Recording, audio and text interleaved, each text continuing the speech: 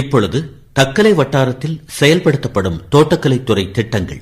தக்கலை வட்டார தோட்டக்கலை உதவி இயக்குனர் ஜி பிரியதர்சினி அவர்கள் பங்கேற்கும் நேர்முகம் கேட்கலாம்.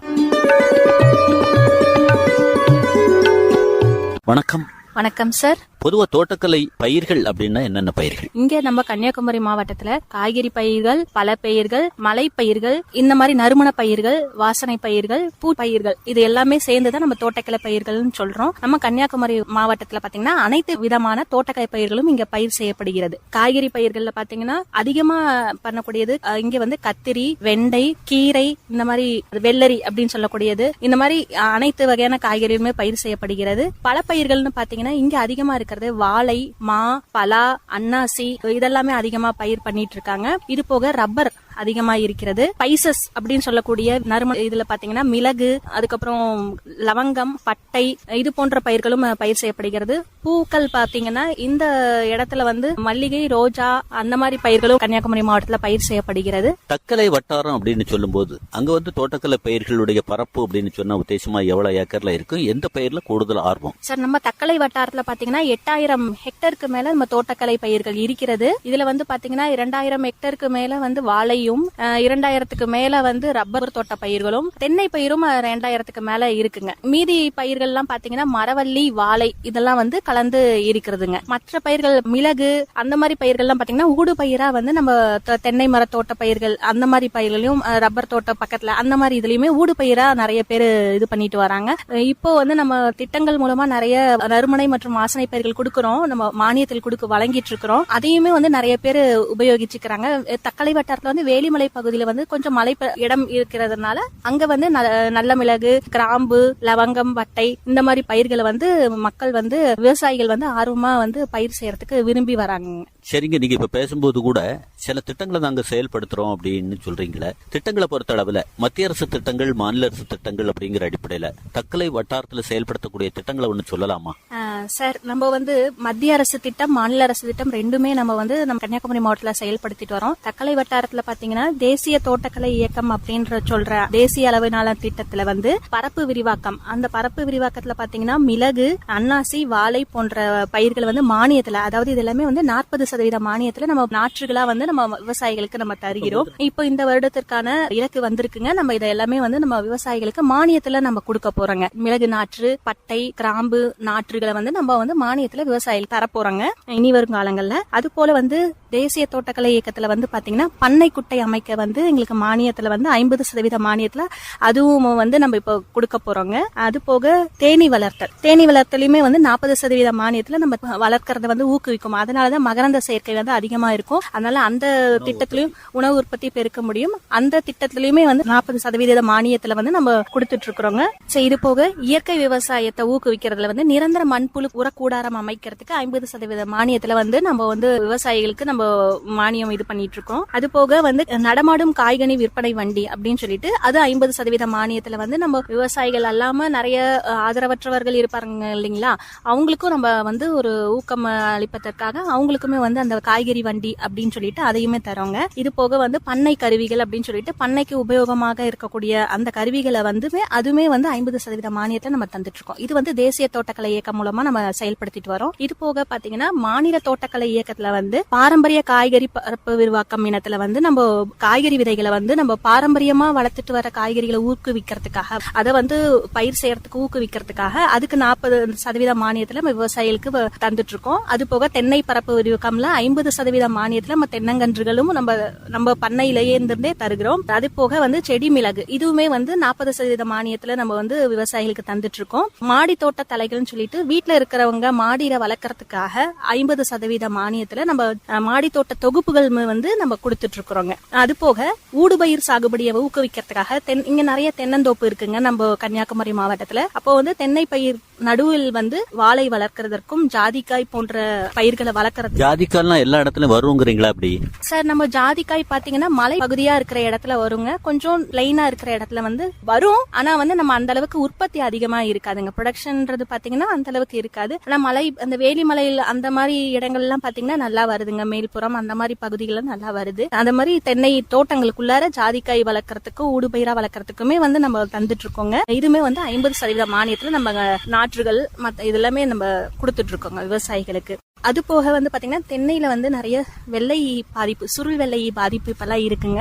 அதை வந்து நம்ம குறிப்பிட்ட காலத்திற்கு நம்ம அவங்களுக்கு வந்து நம்ம உதவி செய்யணும் அப்படின்ற ஒரு இதுல வந்து அதுக்குமே வந்து நம்ம மானியத்துல 50% மானியத்துல வந்து அந்த மேலாண்மை, சுருளி மேலாண்மை பண்றதுக்காக அதுக்கு உண்டான உபகரணங்களோ அது அந்த இதெல்லாமே நம்ம கொடுத்துட்டு இருக்கோம் விவசாயிகளுக்கு செஞ்சு அவங்களுக்கு வந்து ஒரு நல்ல ஒரு இதை வந்து நம்ம வழி காட்டுகிறோங்க. சரிங்க மேடம், இப்ப அடுக்கடுக்கா பல்வேறு திட்டங்களை சொன்னாலும் கூட இப்ப நம்ம நிகழ்ச்சி லட்சக்கணக்கான மக்கள் கேட்டிருப்பாங்க. அதுல குறிப்பா விவசாயிகள் பெரும்பான்மையினோர் வந்து இந்த நிகழ்ச்சியை கேட்டிருப்பாங்க. இவங்க சொல்லக்கூடிய கருத்துக்களை கேட்கும்போது நம்மளும் கூட தக்கலை வட்டாரத்துல தானே இருக்கிறோம். இந்த திட்டங்களை அனுபவிக்கணும் அப்படின்னா யாரை பார்க்கணும், என்னென்ன கொண்டு போகணும், முந்துபவருக்கு முன்னுரிமை அப்படிங்கிற அடிப்படையில இருக்குமா? இப்ப என்ன திட்டம் செயல்பாட்டுல இருக்கு, அதை ஒண்ணு சொன்னா நம்ம ஒண்ணு குறிப்பெடுத்துக்கலாமா அப்படின்னு.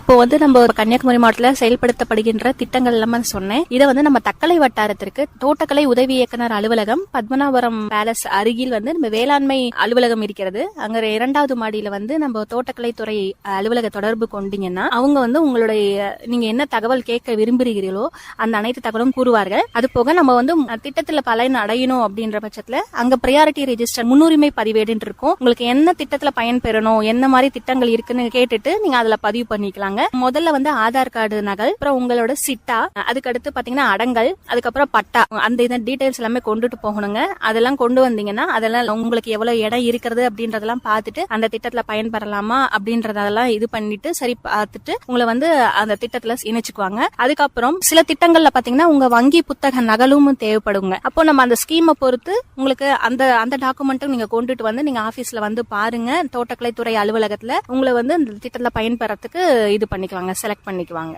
ஒரு நபரே எல்லா திட்டத்திலையும் பலனடைய வாய்ப்பு இருக்கா, அல்ல அதுக்கு ஒரு வரையறை இருக்குங்கிறீங்களா? இது வந்து நம்ம எல்லா திட்டமும் ஒரு நபருக்கே கொடுக்கறதுக்கு வாய்ப்பு இல்லைங்க. இப்போ தேசிய தோட்டக்கலை இயக்கம் பாத்தீங்கன்னா அதுல வந்து ஒரு நபருக்கு வந்து 2 ஹெக்டேர் வரைக்கும் தான் நம்ம ஒரு திட்டம் வந்து நம்ம அவருக்கு கொடுக்க முடியும். இங்க வந்து 2 ஹெக்டேர்ன்றது வந்து 5 ஏக்கர். அப்போ ஒரு நபருக்கு ஒரு வருடத்திற்கு ஒரு திட்டத்தில் தான் அவரால் பயன் பெற முடியுங்க. அதற்கு மேல் திட்டத்துல வந்து நம்ம வந்து இது பண்ண முடியாது. அடுத்த வருடத்திற்கு ஒரு வருடத்துல வந்து இப்போ 1 ஏக்கர் போட்டிருக்காருன்னா அதுக்கு அடுத்த வருடத்திற்கு இன்னொரு ஏக்கருக்கு அந்த மாதிரி அப்படின்னு அடுத்த வருஷத்துக்கு வேணா வேற திட்டத்துல பயன்படலாம். ஆனா ஒரு வருஷத்துக்கு ஒரு நபருக்கு ஒரு திட்டம் தான் நம்ம செயல்படுத்த முடியுங்க ஐயா. சரிங்க. இப்ப வந்து பெண்களை பொறுத்த அளவுல ரொம்ப உத்வேகமா வேளாண் ரீதியா முன்னுக்கு வரணும் அப்படின்னு விருப்பப்படுறாங்கன்னா தோட்டக்கலை துறையை பொறுத்த அளவுல உங்களுடைய அனுபவ பிரகாரம் நீங்க கூட தக்கலை வட்டாரத்துல பாக்குறீங்களா, பெண்கள் என்னென்ன திட்டத்தை அனுபவிக்கிறாங்க, அந்த திட்டத்திலையும் கூட மத்த பெண்களும் ஊக்கத்தோடு வரலாம் அப்படிங்கிறீங்களா? அப்படி இப்போ நம்ம தக்கலை வட்டாரத்துல பாத்தீங்கன்னா நிறைய விவசாயிகள், அதாவது பாத்தீங்கன்னா பெண்களும் நிறைய பேர் இருக்காங்க.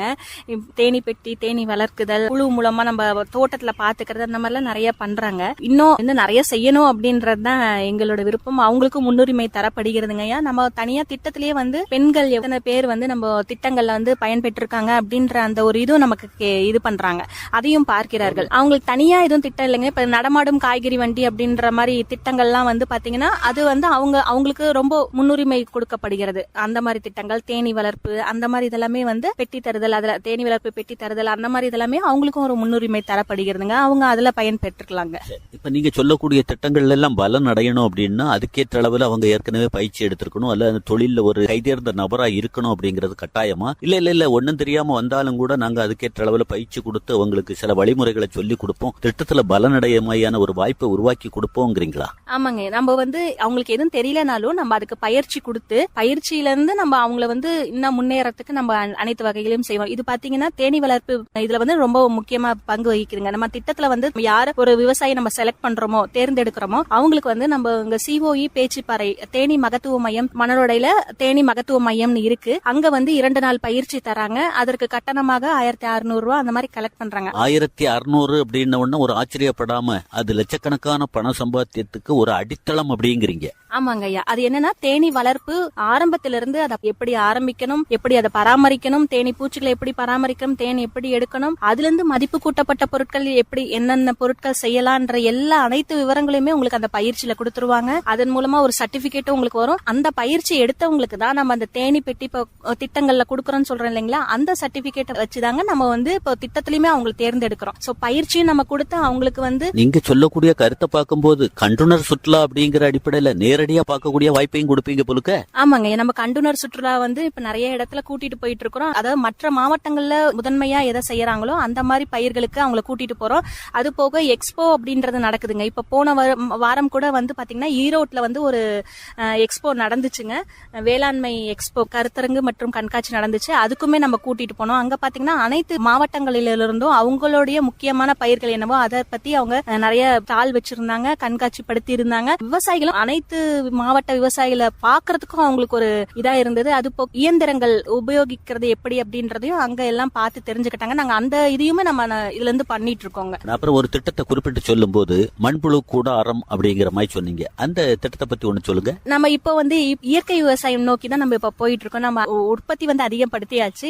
அந்த உற்பத்தியுமே வந்து இயற்கை விவசாய முறையில நம்ம உற்பத்தி பண்ணணும்ன்ற இலக்க நோக்கி தான் நம்ம போயிட்டு இருக்கோம். அதனால இயற்கை விவசாயத்தை ஊக்குவிக்கிறதுக்காகவே நம்ம அரசு வந்து என்ன பண்ணிருக்காங்கன்னா நிரந்தர மண்புழு உரக்கூடாரம் அமைத்தல் அப்படின்ற ஒரு திட்டத்தை இது பண்ணிருக்காங்க. இப்போ இந்த மண்புழு உரக்கூடாரம் அமைக்கிறதுக்கு மானியம் நம்ம 50% மானியம் நம்ம கொடுக்கறோம். அதுல வந்து பாத்தீங்கன்னா மண்புழு உரம் தயாரிக்கிறதுக்காக மண்புழு வாங்குறதுக்கு அந்த உரம் இட்டு அதை வந்து மண்புழு எடுக்கிறதுக்கும் நம்ம அவங்களுக்கு விவசாயிகளுக்கு வந்து ஊக்குவிக்கிறதுக்காக நம்ம இந்த மானியம் கொடுத்துட்டு இருக்கோங்க.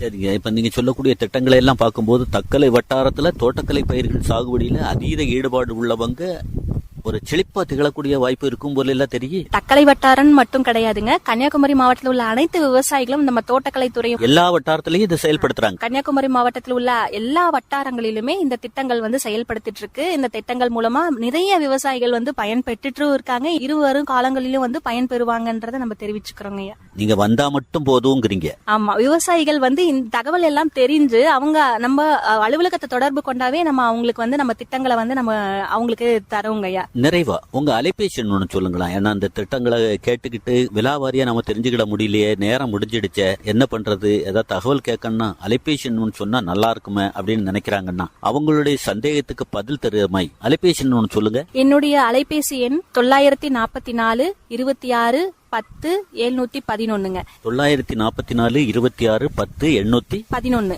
இந்த அலைபேசி வாயில தொடர்பு கொள்ளும் போது ஒருவேளை நீங்க அலுவலகத்துல இல்லாட்டாலும் கூட அதுக்கு அடுத்த நிலையில இருக்கக்கூடிய அலுவலர்களுடைய பதில் திருப்திகரமா இருக்குமா? இப்படி இருக்குங்க. இப்ப நான் அலுவலகத்துல இல்லைனாலும் எனக்கு கீழே தோட்டக்கலை அலுவலர், உதவி தோட்டக்கலை அலுவலர் அப்படின்னு 4 பேர் இருக்காங்க. யாராவது ஒருத்தராவது வந்து என்ன நீங்க கேக்குறீங்களோ அதற்கு உண்டான பதில வந்து உங்களுக்கு கொடுப்பாங்க. நீங்க அலுவலகத்தையும் தொடர்பு கொள்ளலாம். அவங்களுடைய நம்பரும் நம்ம கொடுப்போம். ரொம்ப நன்றிங்க. இதுவரை தக்கலை வட்டாரத்தில் செயல்படுத்தப்படும் தோட்டக்கலைத்துறை திட்டங்கள் தக்கலை வட்டார தோட்டக்கலைத்துறை உதவி இயக்குனர் ஜி பிரியதர்ஷினி அவர்கள் பங்கேற்ற நேர்முகம் கேட்டீர்கள். உடன் உரையாடியவர் தேரூர் எஸ். சிவசுப்பிரமணிய பிள்ளை.